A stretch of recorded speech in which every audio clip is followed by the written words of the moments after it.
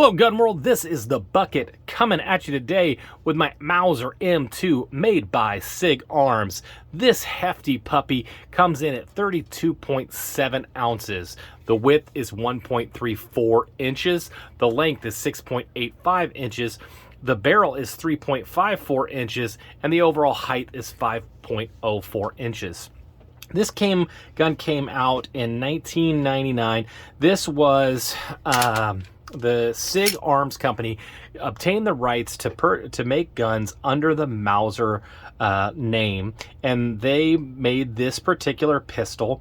And today we kind of look at it and say to ourselves, what were they thinking? Because they made an aluminum frame gun, steel slide, steel barrel. That steel barrel is a rotating barrel. They only made it in 9mm 40. I've seen some in 10mm. They made a striker fire gun with a safety, and they put the safety in a goofy place that is really not intuitive to this day. And you'd say to yourself, you know, man, that engineer or the marketing people must have gotten fired over what they came up with.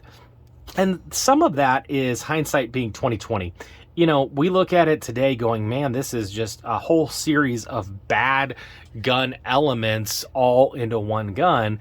Any idiot would have known that this wasn't going to be successful. Well, back in 1999, there were still a lot of gun people that did not like the idea of polymer frame firearms. They happened to be a lot of people that really like Sig Sauer, and you know, in 40 Smith & Wesson was one of the calibers that was really vying for dominance.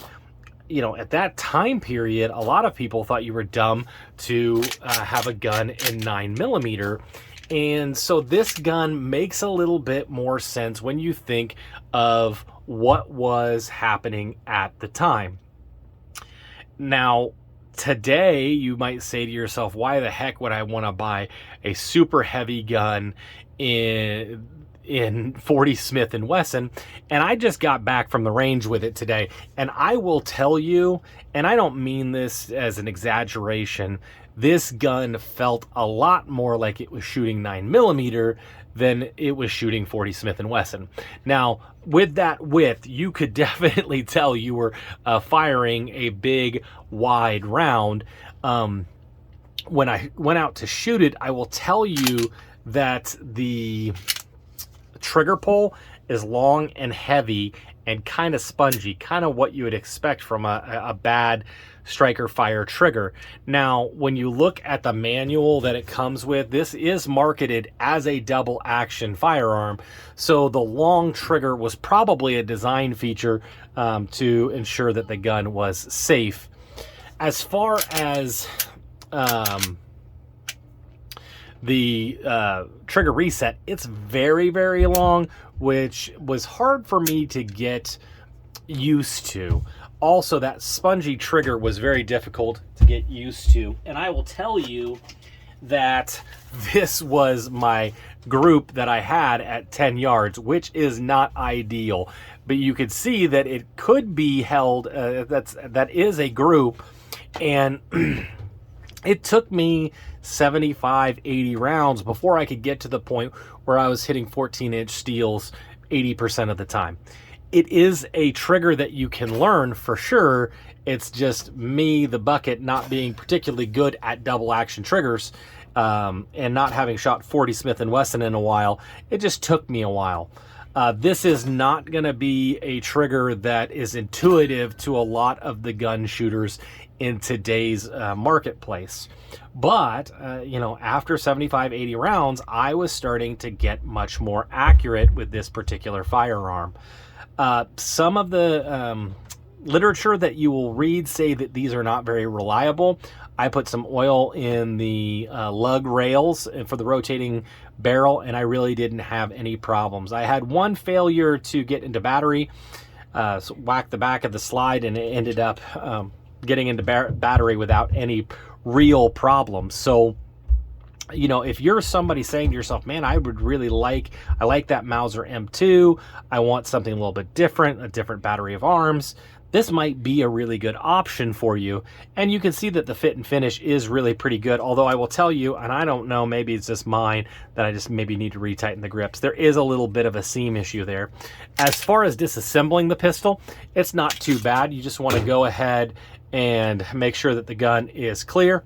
This lever right here is a striker. This disengages the striker. Then you want to go ahead and hold the pistol back, push out the slide stop, slide release, pull it out, and then just go ahead and let the slide come forward. And it's not too bad at all. You want to make sure that you get that in here.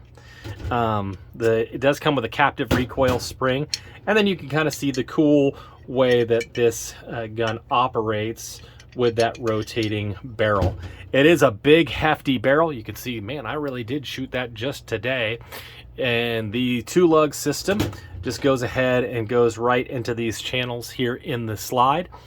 As far as reassembly, it's not too difficult at all. You just do the whole process in reverse. You want to go ahead and make sure that lug is going straight up. Put the recoil spring back in there. It will click right into place.